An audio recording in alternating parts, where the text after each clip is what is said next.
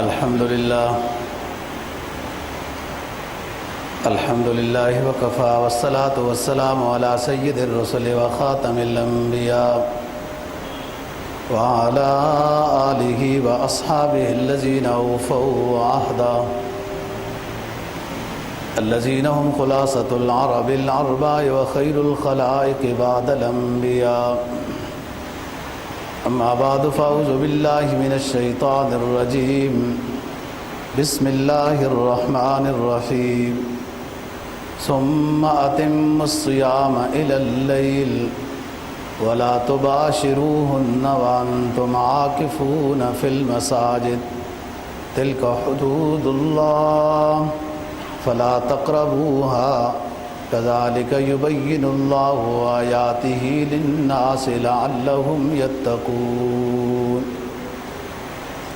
قال النبي صلى الله عليه وسلم في المعتكف وهو يعتكف الذنوب ويجرى له من الحسنات كما كعامل الحسنات.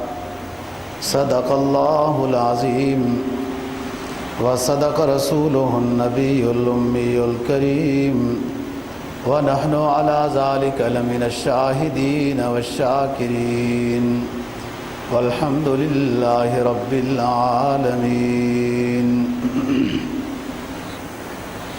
دوسرا پارہ سورہ بقرہ کی ایک آیت کریمہ کا حصہ اور جناب نبی پاک صلی اللہ علیہ وسلم کا ایک فرمان جس کو ابن ماجہ نے روایت کیا ہے، آپ کے سامنے تلاوت کیا، جس کے اندر اعتکاف سے متعلق ہدایات ہیں. فرمایا اہل ایمان کو ثم اتموا الصیام الی اللیل، اے ایمان والو روزے پورے کرو رات تک. جو روزہ آپ صبح رکھتے ہو وہ رات تک پورا کرو. ولا تباشروہن وانتم عاکفون فی المساجد، جب تم اعتکاف بیٹھو تو پھر رات میں بھی ازدواجی تعلق نہیں قائم کر سکتے ہو، جبکہ رمضان میں شروع میں تو منع تھا اور بعد میں رمضان کی راتوں میں اجازت ہو گئی تھی. اعتکاف والے شخص کو جیسے دن کو منع ہے ازدواجی تعلق روزہ دار ہونے کے لحاظ سے، ایسے ہی رات کو بھی منع ہے ازدواجی تعلق اعتکاف میں ہونے کی وجہ سے. وَلَا تُبَاشِرُوهُنَّ وَأَنْتُمْ عَاكِفُونَ فِي الْمَسَاجِدِ تِلْكَ حُدُودُ اللَّهِ فَلَا تَقْرَبُوهَا. یہ اللہ تعالیٰ کی طرف سے حد بندیاں ہیں کہ یہ کام یوں کرنا ہے، یہاں تک اجازت ہے، یہ اجازت ہے، یہ نہیں اجازت. تو ان حد بندیوں کا خیال کرو. تلک حدود اللہ ومن یتعد حدود اللہ فقد ظلم نفسہ. دوسرے مقام پہ فرمایا جو حد بندیوں کا خیال نہیں کرتا اس نے زیادتی کی ہے، گناہ کیا ہے اس نے. کذالک یبین اللہ للناس آیاتہ لعلہم یتقون. اللہ تعالیٰ یہ احکام کھول کھول کے بیان کرتا ہے تاکہ لوگ پرہیزگار بن جائیں، متقی ہو جائیں. اور متقی ہی شخص وہ ہے جو نجات پائے گا. متقی بننا ضروری ہے. یہ جتنی عبادات ہیں ان کا مغز، ان کا مرکزی نقطہ وہ یہی ہے کہ انسان پرہیزگار بنے، متقی بنے، گناہوں سے توبہ کر لے، اچھے اعمال کو بجا لائے. جناب نبی پاک صلی اللہ علیہ وسلم کا جو فرمان تلاوت کیا ہے، جس کو ابن ماجہ نے روایت کیا ہے، معتکف کے بارے میں آپ نے فرمایا کہ جو شخص رمضان کے آخری عشرے میں اعتکاف بیٹھتا ہے وہ تمام گناہ اس کے معاف کر دیے جاتے ہیں. یا تکف الذنوب کلہ، تمام گناہوں سے بچ جاتا ہے، سابقہ معاف کر دیے جاتے ہیں. وَيُجْرَى لَهُ مِنَ الْحَسَنَاتِ كَعَامِلِ الْحَسَنَاتِ كُلِّهَا. اعتکاف میں بیٹھنے والے شخص کے لیے وہ ساری نیکیاں ہوں گی جو لوگ سائڈوں میں نیکیاں کر رہے ہیں، کیونکہ یہ سب کی طرف سے یہ سنت مؤکدہ علی الکفایہ ادا کر رہا ہے. اعتکاف نبی پاک صلی اللہ علیہ وسلم کا ہمیشہ معمول رہا ہے۔ جب آپ مدینہ طیبہ میں تشریف فرما ہو گئے، پہلے سال تو آپ نے پورا مہینہ اعتکاف کیا، اور ہر 10 دن گزرنے کے بعد فرمایا پہلے 10 دن کے بعد کہ اس میں لیلۃ القدر نہیں ہے۔ پھر دوسرا عشرہ جب اعتکاف فرمایا تو پھر ساتھیوں کو فرمایا کہ اس میں بھی لیلۃ القدر نہیں ہے۔ جب آخری عشرہ پھر اعتکاف فرمایا تو فرمایا کہ اس میں لیلۃ القدر ہے اور تلاش کی جائے۔ تو پھر بہت ساری روایات ہیں کہ آخری عشرے میں ہی لیلۃ القدر ہے، انشاءاللہ بات ہوگی۔ تو نبی پاک صلی اللہ علیہ وسلم کا مدینہ طیبہ میں ہمیشہ رمضان کے آخری عشرے میں اعتکاف بیٹھنے کا معمول تھا۔ ایک آدھ دفعہ کسی سفر کی وجہ سے جو آپ نہیں بیٹھ سکے تھے تو اگلے سال آپ نے 20 دن اعتکاف کیا۔ لازم نہیں تھا، لیکن آپ صلی اللہ علیہ وسلم کی ایک اپنی خواہش تھی کہ اعتکاف کی جو فضیلت ہے وہ حاصل کی جائے۔ یہ سنت مؤکدہ علی الکفایہ ہے۔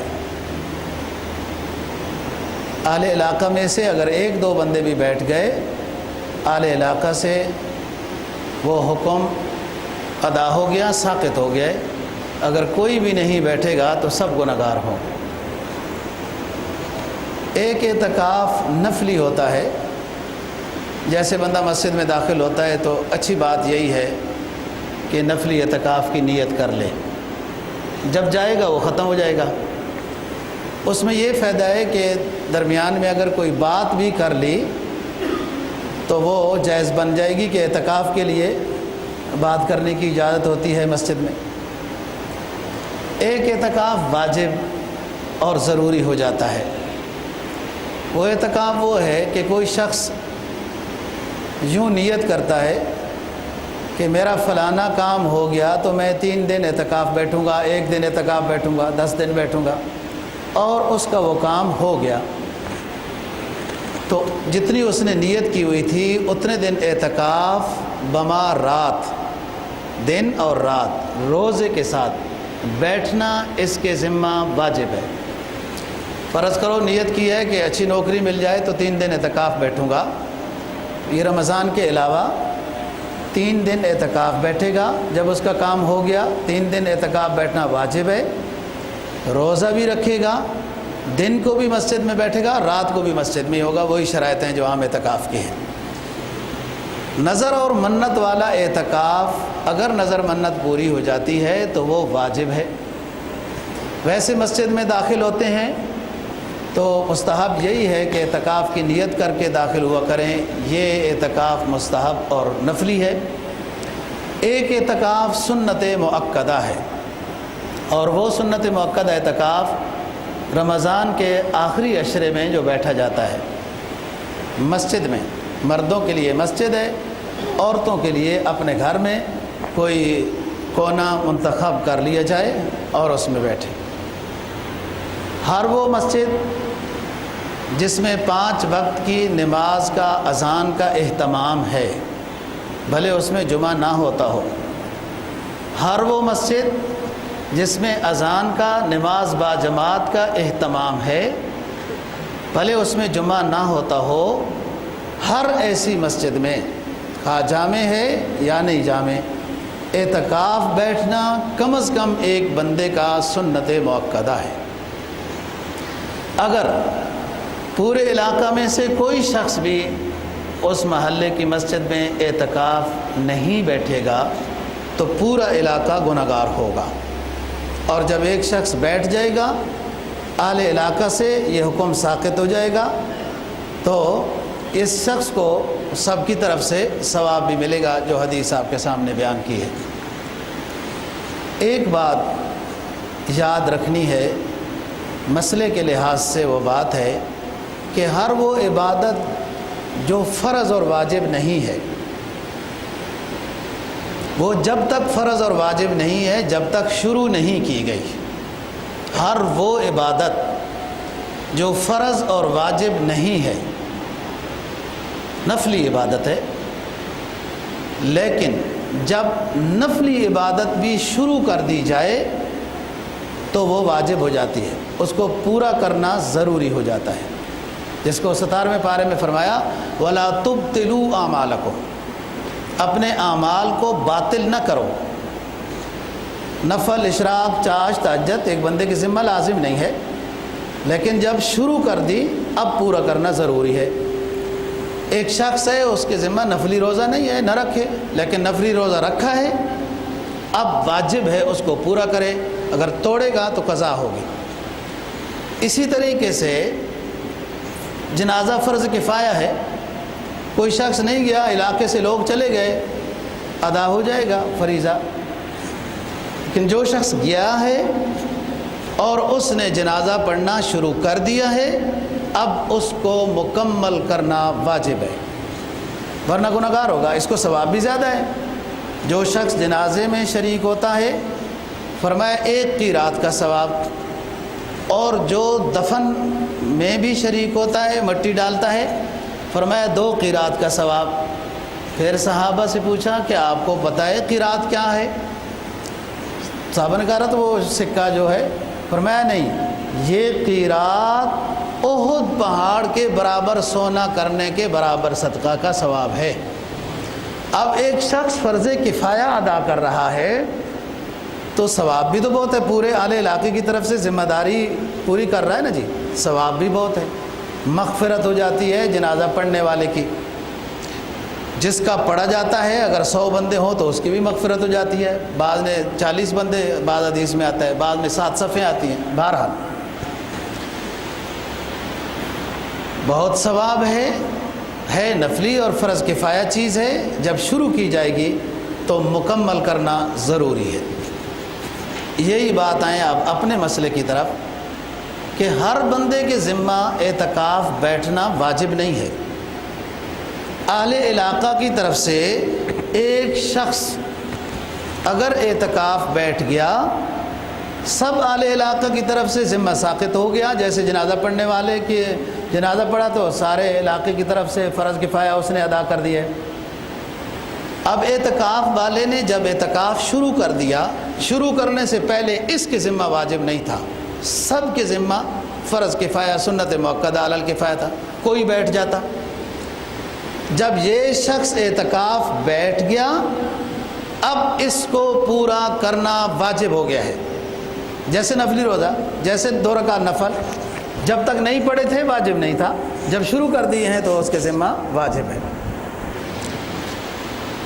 اگر اعتکاف بیٹھنے کے بعد، میں نے بتایا نا کہ اب اس کے ذمہ واجب ہے پورا کرنا، اعتکاف بیٹھنے کے بعد عذر کے ساتھ یا بغیر عذر کے اعتکاف کو توڑ دیتا ہے تو اس کے ذمہ 1 دن کا روزہ اور 1 دن اور 1 رات کا اعتکاف بطور قضا کے غیر رمضان میں کرنا ضروری ہوگا۔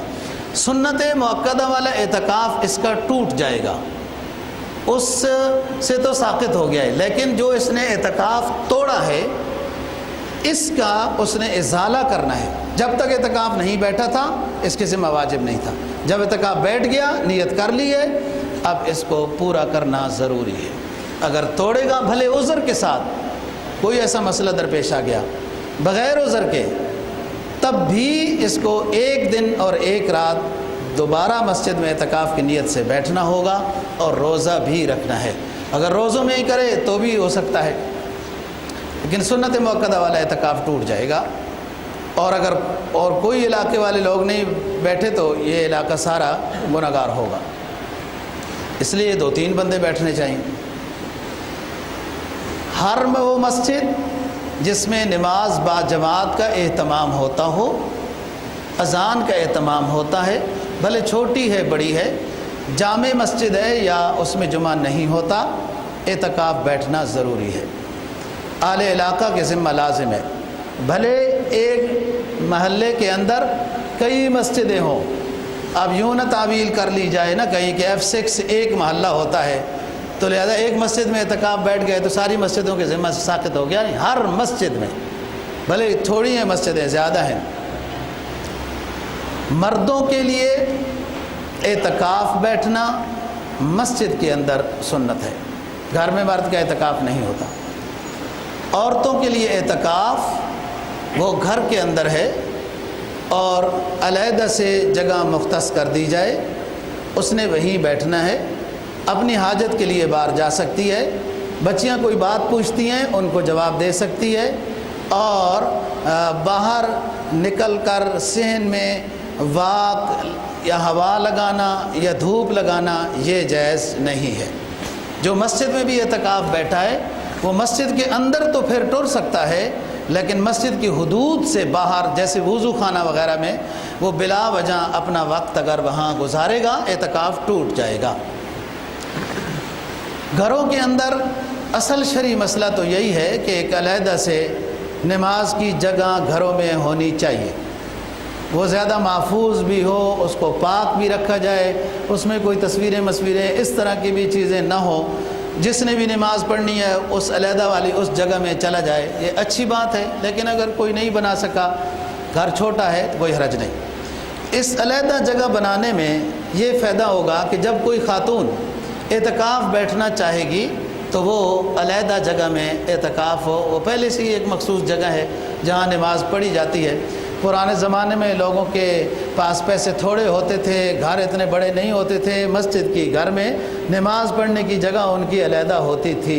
ہم نے جناب مسلمان ہو کے پوچھو نا نقشہ بنایا کوٹھی کا، کیا بنایا؟ ٹی وی لانج بنایا، سب سے پہلے ٹی وی لانج بنایا۔ او یار تو نے تعلیم لانج کیوں نہیں بنایا؟ تو نے کوئی نماز پڑھنے والا ذکر اذکار والا کوئی حال نہیں بنایا، اور ٹی وی لانج سب سے پہلے بنایا کہ یہ تاکہ خرافات جو ہے نا وہ گھروں میں ذہن کا سکون کا سبب بنتی ہیں۔ جب مزاج الٹا ہو جائے تو پھر لایانی چیزیں سکون کا سبب بنتی ہیں، اور جب مزاج فطرت کے مطابق ہو تو تلاوت اور ذکر الہی سکون کا سبب بنتی ہے۔ تو بات کر رہا ہوں اعتکاف والا شخص آداب کا لحاظ رکھے۔ بالکل بعض جگہوں میں اعتکاف والے بندے بات ہی نہیں کرتے، اوپر دلہن کی طرح رومال بھی اوڑھ لیتے ہیں، کوئی بندہ سلام بھی کرے تو یہ بھی کوئی ایسی بات نہیں ہے۔ آپ خیریت پوچھ سکتے ہیں، دعا سلام کر سکتے ہیں، کوئی مولوی صاحب اعتکاف بیٹھا ہے اس سے مسئلہ پوچھ سکتے ہیں۔ اس طرح کوئی بالکل بات کرنا منع ہو ایسی کوئی بات نہیں ہے۔ ضرورت کی بات، خیر خیریت کی بات، محلے والے آئے آپ سے دعا سلام ہوا، اس کا جواب دیں، خیر خیریت ہے۔ اسی وجہ سے تو اعتکاف والے شخص کو اہل خانہ ملنے آ سکتے ہیں۔ اگر اعتکاف والے کے لیے بات کرنا منع تھی تو اہل خانہ بچوں وغیرہ کی ملاقات ہی منع کر دی جاتی، ظاہر ہے ان میں سے بات کرنی ہوتی ہے۔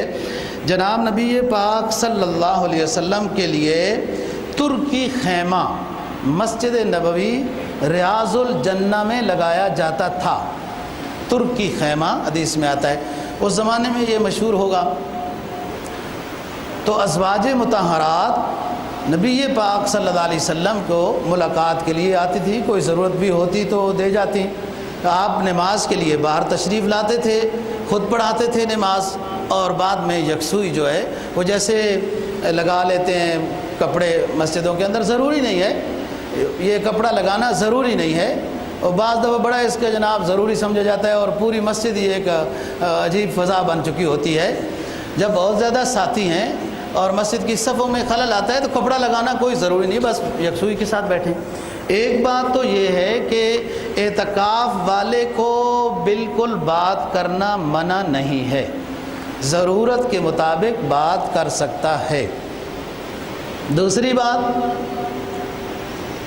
کہ باتیں ہی کرتا رہے یہ بھی منع ہے، بس صرف اس نے مشن ہی باتیں بنانا ہے، فضول گپ شپ۔ اور ہمارے تو دماغوں میں یہ جمہوریت کی گپ شپ ایسی چڑھی ہوئی ہے نا جی، حج اور عمرے پر بھی جاتے ہیں، احرام کی حالت میں ہوتے ہیں، تب بھی جناب تبصرہ اپنی سیاست کا ہی ہو رہا ہوتا ہے۔ یہ یکسوئی چاہیے اعتکاف کے لیے۔ اعتکاف یا تفق میں نے ہوتے ہیں الگ بیٹھنا، تنہائی اختیار کرنا، اور اللہ کے رسول کی یاد میں اپنے آپ کو مصروف رکھنا، تلاوت کریں، ذکر کریں، دینی کتابوں کا مطالعہ کریں۔ کوئی سکول والا بچہ ہے، اپنی سکول کی کتابوں کا مطالعہ کرے، سبق پکا کرے، آگے عید کے بعد اس کو امتحان دینے ہیں، کوئی حرج کی بات نہیں ہے۔ کوشش ہو تصویر والی کتابیں مسجد میں نہ جائیں۔ بالکل بات نہ کرنا یہ بھی جہالت ہے، اور باتیں ہی باتیں کرتے رہنا یہ گمراہی ہے۔ کہ اعتکاف کے کچھ آداب ہیں اس لحاظ سے ہو، اور ہم نے دیکھا ہے کہ لوگ جہاں بہت رش ہوتا ہے اعتکاف والے لوگوں کا، بہت زیادہ آپس میں فضول گپ شپ ہوتی ہے، اس سے بچنا چاہیے۔ وہ انسان فضیلت سے محروم ہو جاتا ہے۔ جو ایک آپ تنہائی کے لیے آئے ہیں تو اس کا پورا خیال رکھنا چاہیے۔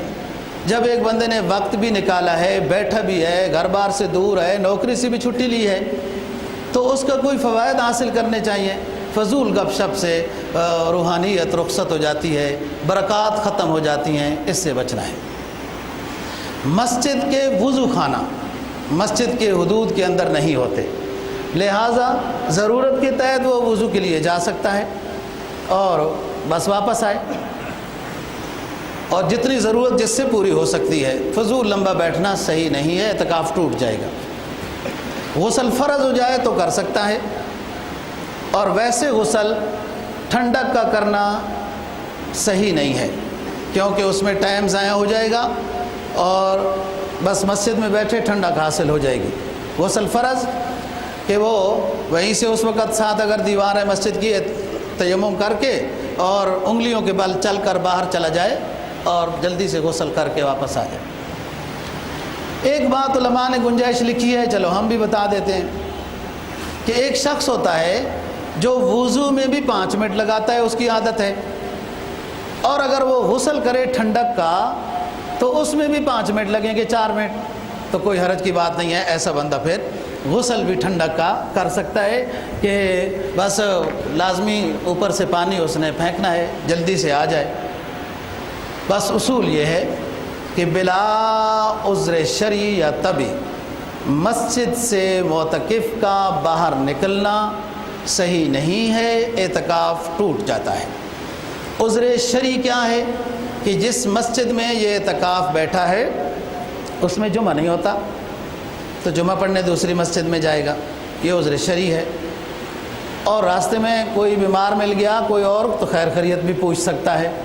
اگر اس مسجد میں نماز کے بعد اعلان ہوا کہ جنازہ ہوگا، جنازہ بھی پڑھ سکتا ہے، اور اس مسجد میں سنتے پڑھتا ہے، یا واپس آ کے اپنی مسجد جدھر وہ اعتکاف بیٹھا ہے ادھر سنتے پڑھتا ہے، کوئی حرج کی بات نہیں، بہتر تو ادھر آ کے پڑھے۔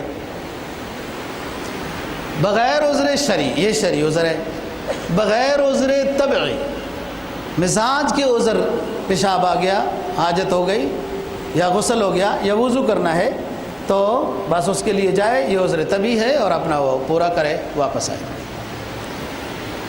یہی تمام شرائط عورت کے لیے ہیں، لیکن اس نے گھر میں اعتکاف بیٹھنا ہے، اور الگ وہ جگہ جو بنائے گی وہ ہر وقت ادھر ہی بیٹھے گی، وضو وغیرہ کے لیے وہ اس میں جا سکتی ہے۔ شریعت اسلامیہ رہبانیت کے تصور کو اختیار کرنے کا حکم نہیں دیتی، یہ میرے جملے سمجھنے کی کوشش کرنا۔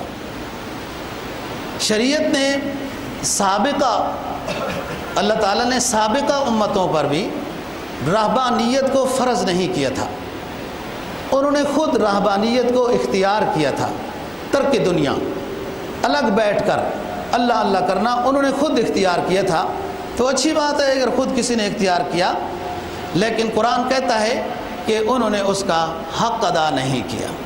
وَالرَّهْبَانِيَّةَ ابْتَدَعُوهَا مَا كَتَبْنَاهَا عَلَيْهِمْ إِلَّا ابْتِغَاءَ رِضْوَانِ اللَّهِ فَمَا رَعَوْهَا حَقَّ رِعَایَتِهَا۔ ہم نے ان کے اوپر رہبانیت کو فرض نہیں کیا تھا، بیٹھ گئے، لیکن فَمَا رَعَوْهَا حَقَّ رِعَایَتِهَا اس کا صحیح خیال نہیں کر سکے۔ بظاہر تو یکسوئی تھی، لیکن وہ یہ جو بیٹھے ہیں حجرہ تقدیس میں، اس میں دنیا پرستی کی طرف لگ گئے۔ بظاہر ایسا تھا کہ یہ یکسوئی کے ساتھ بیٹھے ہیں، اللہ اللہ والے ہیں۔ اس شریعت کے لیے بھی رہبانیت فرض نہیں ہے، لیکن اگر تھوڑی دیر کے لیے کوئی شخص مکمل رہبانیت تو جائز نہیں کہ سب کچھ چھوڑ چھاڑ کر بال بچے سے، رشتہ دار، عزیز و اقارب سے الگ جنگل میں جائے، دنیا سے تارک ہو جائے، شریعت اس کو پسند نہیں کرتی، نہ کسی صحابی نے ایسا کیا، نہ آپ صلی اللہ علیہ وسلم نے ایسا حکم دیا۔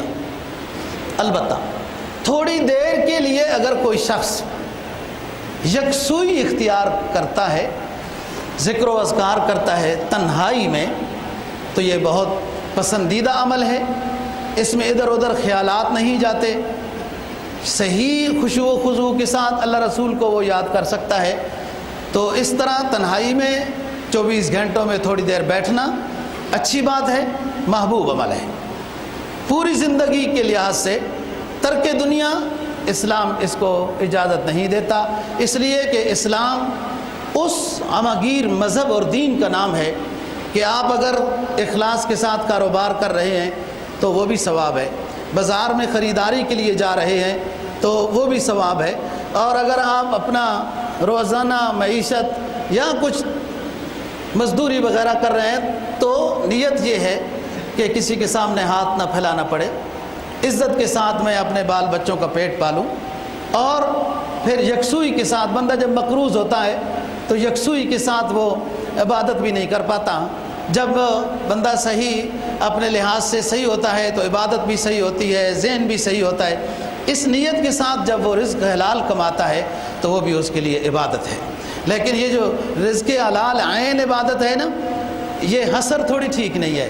عین کا مطلب ہوتا ہے کہ اس کے علاوہ اور کوئی عبادت نہیں۔ رزق حلال کمانا نوٹوں پر لکھا ہوتا ہے نا، عین عبادت ہے۔ عین کا مطلب تو ہوتا ہے حصر ہو گیا، یعنی رزق حلال کمانا ہی عبادت ہے، باقی کوئی عبادت نہیں ہے نا۔ رزق حلال کمانا بھی عبادت ہے، بازار میں جانا نیت کے ساتھ بھی عبادت ہے، نوکری کرنا، مزدوری کرنا، رزق حلال کمانا بھی عبادت ہے، اور نماز، روزہ، تلاوت، خدمت خلق یہ بھی عبادت ہیں۔ یہ سارے عبادت کے شعبے ہیں۔ کسی ایک جہت کو لے کر دوسری جہتوں کو چھوڑ دینا یہ خواہش نفس کی تکمیل تو ہو سکتی ہے، اسلام کی پیروی نہیں ہے۔ تمام چیزیں عبادت ہیں۔ بچوں کو وقت دینا، بیگم کے ساتھ بیٹھنا، ان کی ضروریات پوری کرنا، فرمایا صدقہ ہے۔ اب یہ نہ صدقے کا مطلب سمجھنا کہ جب بھی صدقہ نکالنا ہے تو بیگم کو ہی 100 روپیہ دے دینا ہے۔ وہ جو کچھ خرچہ اخراجات آپ بیگم کو دے رہے ہیں وہ صدقے کا ثواب آپ کو مل رہا ہے۔ جو صدقہ اور نکالنا ہے وہ اپنے اپنے مقام پہ پہنچانا ہے۔ بعض لوگ بہت زیادہ سخی ہوتے ہیں اور ایسی شکایات بھی آتی ہیں کہ بعض لوگ گھر کی ضروریات تو پوری کرتے ہیں، آٹا دانہ وغیرہ، بیسن پکوڑے کیا، لیکن کبھی بیگم کو جیب خرچی نہیں دیتے۔ یہ بھی ٹھیک نہیں ہے، جیب خرچی دینی چاہیے جو آپ کی استعداد ہے۔ میں کوئی یہ نہیں کہتا کہ آپ اتنے 1000 روپے دیں، 5000 دیں، 100 دیں، 1000 دیں، لیکن دیں ضرور ماہانہ، اور پھر اس سے پوچھیں نہیں کہ آپ نے وہ 1000 روپیہ کہاں خرچ کیا ہے۔ دیکھو عورت کا بھی دل چاہتا ہے، باہر نکلی ہے، بازار میں کوئی خریدنے کے لیے گئی ہے، اس کے پرس بھی ہوتا ہے، وہ پرس بڑا لازمی رکھتی ہے بھلے وہ خالی ہو، اور پھر وہ جب مانگنے والے قریب آ جاتے ہیں تو اس کا بھی دل چاہتا ہے کہ کاش میرے پرس میں بھی پیسے ہوتے، میں پرس کھولتی، اس کا لاک کھولتی اور اندر سے 100 روپے نکال کے کسی کو دیتی۔ مطلب میرا یہ ہے کہ بال بچوں کی ضروریات کو پورا کرنا یہ بھی ثواب سے خالی نہیں، حدیث میں صدقہ فرمایا۔ لیکن یہ نہیں ہے کہ آپ صدقہ نکال رہے ہیں، زکوٰۃ نکال رہے ہیں، فطرانہ نکال رہے ہیں تو شوہر بیگم کو دے رہا ہے، بیگم شوہر کو دے رہی ہے، اپنے گھر میں چیز پھر رہی ہے، یہ نہیں۔ وہ صدقہ واجبہ وغیرہ وہ تو غریب اور مسکین کا حق ہے۔ رہی بات کہ گھروں میں ماہانہ جیب خرچی عورت کو عورت کے لیے یہ دینے کا معمول ہونا چاہیے، اس میں جو اس کی ضرورت ہے۔ بعض دفعہ ایسی ضرورت ہوتی ہے کہ وہ خاتون اپنے شوہر کو بھی نہیں بتا سکتی تاکہ وہ اپنا آزادانہ اپنی چیز وہ لے سکے، صدقہ کرتی ہیں، یوں کرتی ہیں، بس آپ نے دے دیا ہدیہ، آپ کو ثواب ہے۔ اب اس کے مکلف نہیں کہ آپ اس کا حساب لیتے رہیں کہ کہاں کہاں ہوا۔ تو بات کر رہا ہوں کہ اسلام میں رہبانیت کہ بالکل ترک دنیا ہو جائے، سب کو چھوڑ چھاڑ دیا جائے، اسلام نے اس کو پسند نہیں کیا، نہ حضرات صحابہ نے کیا۔ ہاں اگر اسلام میں تصور ہے اگر تھوڑا بہت رہبانیت کا تو وہ اعتکاف کی صورت میں ہے کہ آپ یکسوئی کے ساتھ مسجد میں بیٹھیں، فضول گفتگو سے بچیں، اور حتیٰ کہ اس میں ملاقات تو ہو سکتی ہے، وہ بھی کوئی ضروری تو نہیں، لیکن اگر کوئی ملاقات کرنے کے لیے گھر سے آنا چاہیں تو رات کو پردے کا اہتمام ہو، لیکن ازدواجی تعلق سے منع کیا گیا۔ یہ اعتکاف جو رمضان کے آخری عشرے میں بیٹھا جاتا ہے، تھوڑا بہت تصور اس میں رہبانیت کا ہے، یکسوئی کا ہے، اور یہ مشق کرائی جا رہی ہے کہ انسان کو رہنا کیسے ہے۔ یہاں مشق ہو رہی ہے کہ آپ اللہ اور اللہ کے رسول کو یاد کرتے ہیں نا، آپ کی کوالٹی یہ ہونی چاہیے کہ آپ ادھر ادھر جا رہے ہیں، لوگ سمجھ رہے ہیں سبزی لینے جا رہا ہے، اور واقعتاً سبزی لینے جا رہا ہے، لیکن اس کی دل کی دنیا میں اس کا رب آباد ہے، اس کا نبی آباد ہے۔ یہ مشق کرا جا رہی ہے اعتکاف میں، یہی خانقاہوں میں مشق کرائی جاتی تھی، اب تو وہ بھی تصور ختم ہو گیا، تاکہ ایک انسان ظاہری طور پر ادھر ادھر جا رہا ہے، اس کی مشق ایسی ہو چکی ہے کہ اس کو ہر وقت اللہ رسول ہی یاد ہے، ذکر و اذکار میں مصروف ہے، بھری مجلس میں رہ کر نہ ہو آشنا کسی سے۔ بظاہر تو بھری مجلس میں بیٹھا ہے یہ شخص، لیکن کیا پتہ کس کو کہ اس کی دل کی دنیا میں اللہ کس انداز میں آباد ہے۔ بھری مجلس میں رہ کر نہ ہو آشنا کسی سے، جو دلوں کو جگمگا دے یا رب وہی روشنی عطا کر۔ یہ مشق کرائی جاتی ہے اعتکاف میں، یکسوئی عبادت، اور اللہ سے مانگے۔ اللہ خزانوں کا مالک ہے، جو اللہ کے در کو چھوڑ کر ادھر ادھر چلا جاتا ہے، شخصی سوال کرتا ہے، شخصی سوال۔ جب کسی کے سفید کپڑے دیکھتا ہے قریب ہو جاتا ہے، 100 روپے تو دے دو، آگے ذرا پتلون والا بابو نظر آ گیا تو 500 روپے تو دے دو، ادھر چلا گیا تو بچے کے لیے فلان کرنا ہے، ادھر چلا گیا تو وہ بچی کا جہیز کا نہیں نا۔ آپ جس معبود کے ماننے والے ہیں وہ خزانوں کا مالک ہے، آپ اس کے دروازے پہ آئیں، وہ لوگوں کے دلوں میں خود بات ڈالے گا اور آپ کی خدمت دنیا کرے گی۔ قرآن تو، اسلام تو اس کا درس دیتا ہے۔ اور جو صاحب حیثیت لوگ ہیں، زکوٰۃ صدقات خیرات نکالنے والے، جیسے ان کے ذمہ زکوٰۃ نکالنا فرض ہے، ایسے ہی سفید پوشوں کو تلاش کر کے ان کی خدمت کرنا بھی ہے فرض۔ زکوٰۃ نکالنا ایک فریضہ ہو گیا، آپ نے علیحدہ کر دیے پیسے کہ میری 20,000 روپے زکوٰۃ نکلتی ہے، لیکن اب من التعفف ہیں تو محتاج، لیکن وہ اپنا ہاتھ غیر اللہ کے سامنے نہیں پھیلا سکتے۔ تعفف جس کو قرآن نے کہا، تو فرمایا کہ ایسے بندوں کو اپنے محلے میں، اپنے رشتہ داروں میں، ان جگہوں میں تلاش کر کے دینا زیادہ ثواب ہے۔ جس کے پاس 44,000 کی مالیت نہ ہو، اس کو آپ زکوٰۃ فطرانہ صدقات دے سکتے ہیں۔ 40,000 کی مالیت پیسے یا ضرورت سے زائد گھر کا سامان اس کے پاس 40,000 کا ہے، وہ مستحق زکوٰۃ نہیں ہے، اس کے مانگنے سے وہ مستحق زکوٰۃ نہیں بن جائے گا۔ مانگنے سے لوگ دفتروں میں زکوٰۃ نکالتے ہیں، اور دفتروں میں ہی ان ساتھیوں کو زکوٰۃ دیتے ہیں جو داڑھی والے ہوتے ہیں۔ یہ کیسا مسئلہ ہے بھائی؟ داڑھی والا تو مصرف زکوٰۃ نہیں ہے، مصرف زکوٰۃ ہے انما الصدقات للفقراء والمساکین والعاملین علیہا والمؤلفۃ قلوبہم وفی الرقاب والغارمین وابن السبیل مجاہدین۔ یہ فقیر غریب جس کے پاس 44,000 40,000 کی مالیت کی چیز نہ ہو، اس کو قرآن فقیر کہتا ہے، مسکین کہتا ہے۔ مقروض کو زکوٰۃ دے سکتے ہیں، مسافر کو زکوٰۃ دے سکتے ہیں، طالب علم کو زکوٰۃ دے سکتے ہیں، مجاہدین اسلام جو مصروف عمل ہوتے ہیں اور وہ غریب ہیں تو مجاہد کو زکوٰۃ دی جاتی ہے۔ 8 مصرف ہیں۔ لوگوں نے سمجھا ہوا ہے کہ مصرف زکوٰۃ کا بیوہ ہوتی ہے، مصرف زکوٰۃ کا یتیم ہوتا ہے، مصرف زکوٰۃ کا اپاہج اور لولا اور لنگڑا ہوتا ہے۔ نہ، مصرف زکوٰۃ کا غریب ہوتا ہے۔ ہو سکتا ہے ایک بیوہ ہے وہ لیکن صاحب حیثیت ہے، ایک اپاہج ہے وہ صاحب حیثیت ہے، ایک یتیم ہے وہ مالدار ہے۔ ہاں، اگر کوئی یتیم غریب ہے تو ضرور مصرف ہے زکوٰۃ کا، اگر کوئی اپاہج لولا لنگڑا محتاج ہے ضرور وہ زکوٰۃ دی جائے، بیوہ بھی محتاج ہے دی جائے۔ بیوہ اپاہج یتیم یہ کوئی مصرف زکوٰۃ نہیں. قرآن نے کہا انما الصدقات للفقراء والمساکین والعاملین علیہا والمؤلفۃ قلوبہم، جو غریب ہے، جس کے پاس کچھ نہیں ہے یا اتنا کچھ ہے کہ جو اس کی ضرورت کا پورا نہیں ہو سکتا. ایک بندے کے 8 بچے ہیں، تنخواہ 10,000 ہے، آپ خود بہتر سمجھتے ہیں کہ اس کی ضرورت اس دور کے لحاظ سے وہ پوری نہیں ہوتی. ایسے بندے کی بھی تلاش کرنے میں زیادہ ثواب ہے. تو بات کر رہا ہوں کہ اسلام میں یہ یکسوئی اتنا رہبانیت کا اتنا تصور دیا ہے کہ آپ الگ بیٹھیں، اللہ اللہ کریں. فرمایا کہ اعتکاف والا شخص اگر سو بھی رہا ہے تب بھی اس کو عبادت کا ثواب ہے، کیونکہ وہ ایک نیت کے ساتھ اندر داخل ہو چکا ہے. اور تو کوئی لیلۃ القدر تلاش کرے گا، اور تلاش کرنے کا مطلب کیا ہے کہ یہ عبادت میں مصروف رہے، اور اس درمیان میں اگر وہ گھڑی متوجہ ہو گئی جو لیلۃ القدر کی ہے اور یہ عبادت میں مصروف تھا تو اس کو لیلۃ القدر مل گئی. یہ مطلب ہے لیلۃ القدر کے تلاش کرنے کا. یہ نہیں مطلب کہ رات کو جاگنا ہے، باہر فضا میں دیکھنا ہے، لوگ پھر کہتے ہیں ہاں یہ لکیر یوں جا رہی ہے، یہاں سے ٹھنڈی ہوا آ رہی ہے. یہ تو اگر وہ لیلۃ القدر ہے بھی تو یہ شخص عبادت میں نہیں ہے، اس کو لیلۃ القدر کی فضیلت نہیں ملے گی.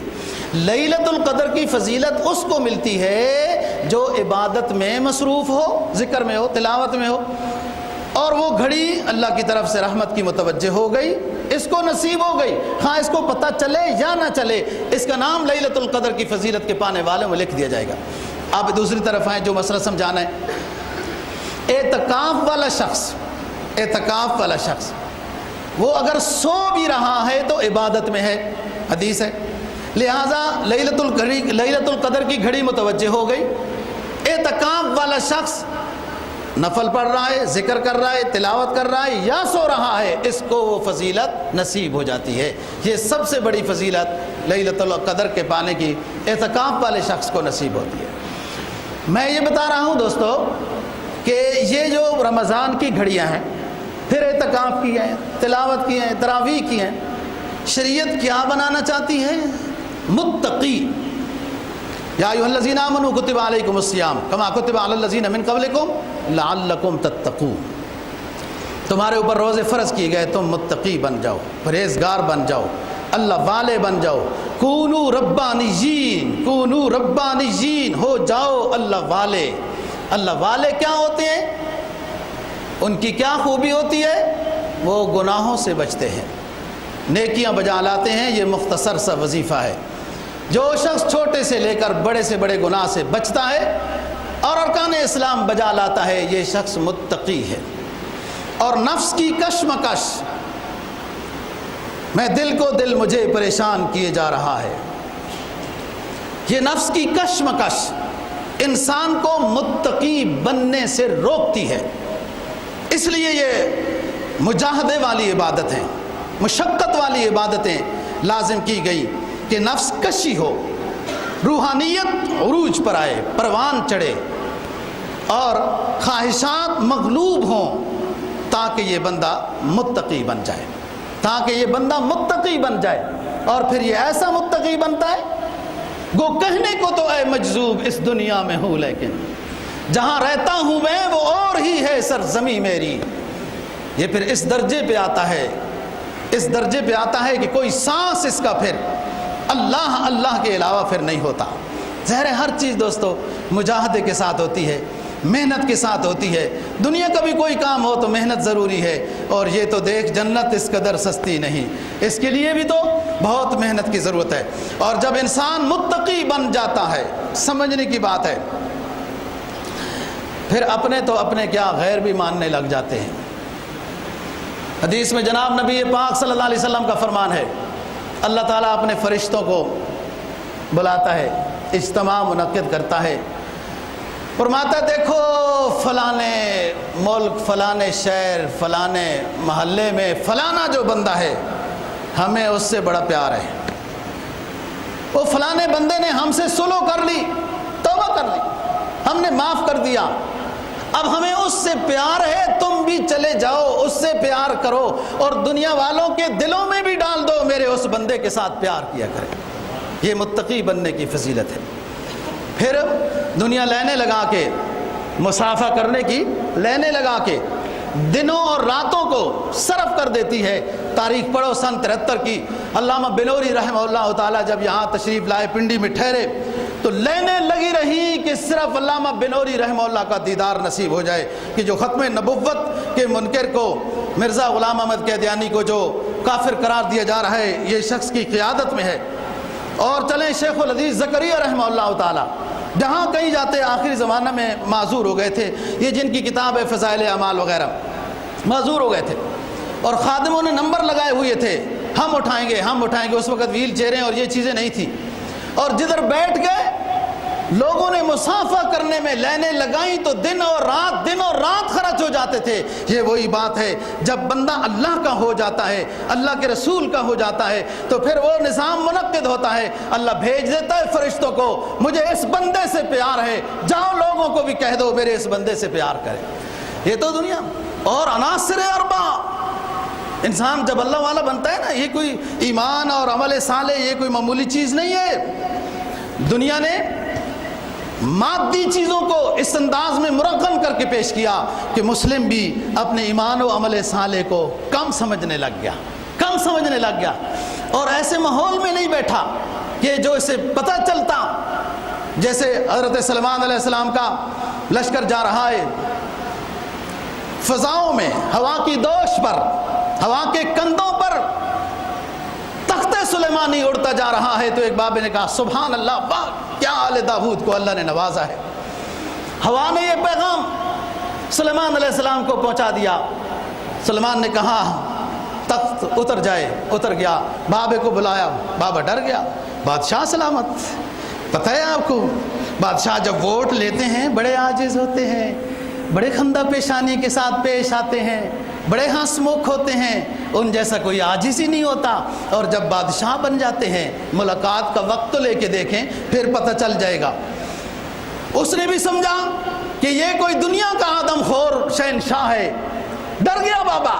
سلیمان علیہ السلام سمجھ گئے، ظاہر ہے وہ چمٹیوں کی زبان سمجھتے ہیں، ہوا وغیرہ پرند چرند سمجھتے ہیں، ایک عام اللہ والا دوسرے بندے کو پڑھ لیتا ہے، پیغمبر اسلام کیسے نہ پڑھ سکے۔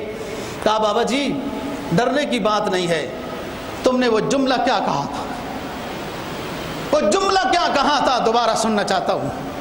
کہا میں نے حضرت خوش ہو کر اللہ کی تعریف کی، سبحان اللہ، تخت سلیمانی ہوا کے دوش پہ اڑتا جا رہا ہے، کیا خوبی ہے، اور اللہ نے آل داؤد کو کتنا نوازا ہے۔ میں نے یہ جملہ کہا بابا جی تخت سلیمانی اس طرح کے 1000 ہو جائیں تیرے ایک سبحان اللہ کا مقابلہ نہیں کر سکتے۔ یہ ایمان والا، اس کا سبحان الحمد، اس کی نماز، ذکر و اذکار، یہ بہت اونچی طاقت رکھتے ہیں، بہت اونچی طاقت رکھتے ہیں۔ لیکن میں نے بتایا نا کہ مادی دنیا نے اپنے سسٹم کو اس انداز میں پیش کیا کہ یہ مسلمان چونکہ اپنے اسلام سے دور ہے، یہ سب تعلیمیں حاصل کر سکتا ہے، اس کے پاس وقت ہے، اور اگر وقت نہیں ہے تو اس کے پاس قرآن اور حدیث سیکھنے کا وقت نہیں ہے، اس لیے اپنے آپ کو کمزور سمجھتا ہے، ان سے متاثر ہو جاتا ہے، وہ بڑی چیزیں نہیں، آپ بڑی چیزیں ہیں۔ ایمان والا بڑی دولت ہے، ایمان والے کی قدر ہے اللہ کے ہاں، اور آپ کے ایک سبحان اللہ درخت لگا رہا ہے، جنت بن رہی ہے۔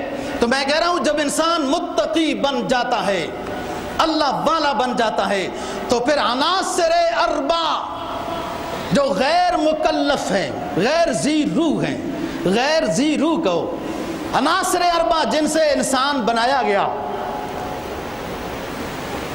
پانی سے، مٹی سے، ہوا سے، آگ سے سکھایا گیا، 4 چیزیں۔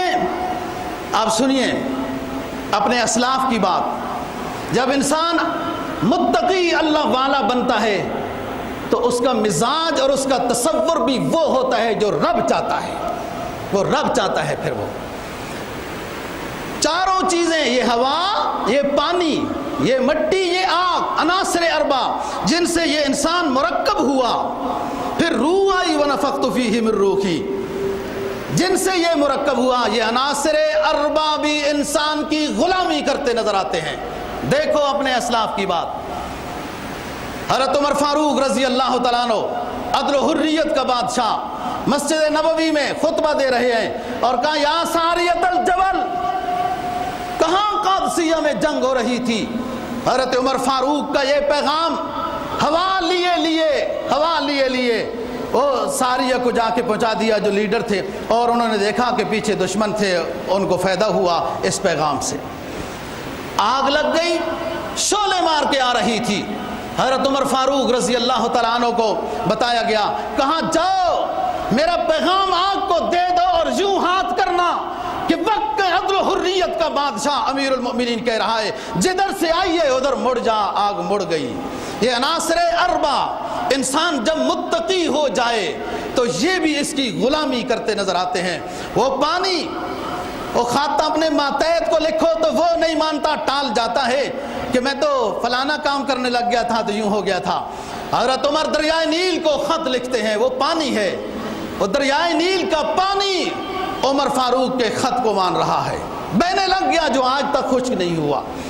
آگے چلو، زمین پہ زلزلہ آیا، اپنا کوڑا، وہی کوڑا، وہ خاص کوڑا جو سرکشوں کو درست کر دیتا تھا، حضرت عمر فاروق کا رضی اللہ عنہ کو وہ خاص کوڑا، وہ کوڑا زمین پہ ٹھوکر دی اس کو. زمین جب ہلی، زلزلہ آیا، زمین کو کہا اے زمین، کیا تیرے اوپر میں نے انصاف نہیں قائم کیا؟ کیوں ہلتی ہے؟ تاریخ لکھتی ہے دور فاروقی میں دوبارہ زلزلہ نہیں آیا. پھر 12 سال 10 سال جو حکومت ہے. تو بات عدل و حریت کی. قرآن حدیث میں جناب نبی پاک صلی اللہ علیہ وسلم کا فرمان ہے نا، سباتن یظلهم اللہ تعالی فی ظلہ یوم لا ظل فیہ. 7 طرح کے نفر، 7 طرح کے آدمی ایسے ہوں گے میدان حشر میں، جب کسی چیز کا سایہ نہیں ہوگا اللہ ان کو اپنے عرش کے سائے کے نیچے رکھے گا. سبات یظلهم اللہ تعالی فی ظلہ یوم لا ظل فیہ. الامام العادل، اللہ کے عرش کے سائے میں جگہ پانے والا، سب سے پہلے انصاف والا حکمران ہوگا. نمبر 2، شاب نشا فی عبادت اللہ، وہ نوجوان جس نے جوانی کی دھڑکنیں جب شروع کی تو وہ اپنے آپ کو اللہ والا بنا چکا تھا. نمبر 2، شاب نشا فی عبادت اللہ. نمبر 3، رجل قلبہ معلق بالمساجد، وہ آدمی جس کا دل مسجد کے ساتھ لٹکا رہتا ہے، اٹکا رہتا ہے تاکہ میری کوئی نماز نہ رہ جائے، تکبیر اولیٰ نہ چھوٹ جائے. نمبر 4، رجلان تحابا فی اللہ اجتمع علیہ وارتفع علیہ. 2 بندے ہیں مسلمان جو آپس میں محبت اور پیار کرتے ہیں، اس لیے کرتے ہیں کہ ہم مسلمان ہیں، ہمارا رب اور ہمارا نبی ایک ہے. اسی بات پر ملتے ہیں، اسی بات پہ جدا ہو جاتے ہیں. ان بندوں کو بھی اللہ اپنے عرش کے سائے میں جگہ دے گا. نمبر 5، رجل دعت امرات ذات جمال و نسب و حسب. ایک عورت ہوتی ہے، کسی نوجوان کو دعوت دیتی ہے گناہ کرنے کا، لیکن وہ نوجوان کہتا ہے انی اخاف اللہ، میں اپنے رب سے ڈرتا ہوں، میں گناہ نہیں کرتا ہوں. اس پاک دامن نوجوان کو بھی اللہ اپنے عرش کے سائے میں جگہ دے گا. اور چھٹا وہ شخص تصدق بصدقۃ فاخفاها لا تعلم شمالہ ما تنفق یمینہ. ایک آدمی صدقہ کرتا ہے، ریاکاری نہیں کرتا، اعلانات نہیں کرتا، تشہیر نہیں کرتا، چھپاتا ہے صدقہ، اس کا دایاں ہاتھ جو دیتا ہے اس کے بائیں ہاتھ کو بھی پتہ نہیں چلتا. 7ویں چیز، ورجل ذکر اللہ خالیا تنہائی جو میں کہتا ہوں شریعت کو تھوڑی سی اعتکاف میں تنہائی بھی مطلوب ہے. رجل ذکر اللہ خالیا، رجل ذکر اللہ خالیا وفاضت عینا. تنہائی میں بیٹھ کر ایک شخص اللہ اللہ کرتا ہے، ندامت کے آنسو بہاتا ہے. اللہ فرماتے ہیں یہ 7 طرح کے لوگ مجھے اتنے پسند ہیں، جب میدان حشر میں لوگ پسینے میں ڈوبے ہوئے ہوں گے، نفسا نفسی کا عالم ہوگا، اپنے گناہ اور اپنی نیکیوں کو یاد کر رہے ہوں گے، پریشانی کے عالم میں پوری کائنات جب مضطرب ہوگی، حساب سے ڈر رہی ہوگی، ان 7 طرح کے لوگوں کو اللہ تعالیٰ فرماتے ہیں میں اپنے عرش کے سائے میں جگہ دے دوں گا. یہ میرے محبوب بندے جو ہیں، اللہ دین کی سمجھ اور عمل کی توفیق نصیب فرمائے.